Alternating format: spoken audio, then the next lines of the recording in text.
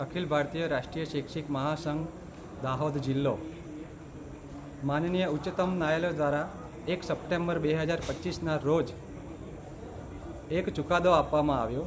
ए चुकादाने आधीन देशभरना 20 लाख शिक्षकोने टेटनी परीक्षा फरजियात पास करवानुं निहित करवामां आव्युं छे।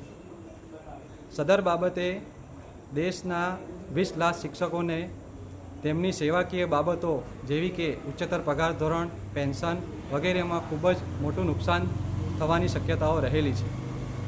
સદર બાબતે અખિલ ભારતીય રાષ્ટ્રીય શૈક્ષિક મહાસંઘ કેન્દ્ર 650 ઉપરાંત જિલ્લાઓમાં આજ રોજ એક સાથે માનનીય પ્રધાનમંત્રી શ્રી નરેન્દ્રભાઈ મોદી સાહેબને સંબોધીને સદર બાબતની અંદર હસ્તક્ષેપ કરવા માટે આવેદનપત્ર આપવાનું નક્કી કર્યું।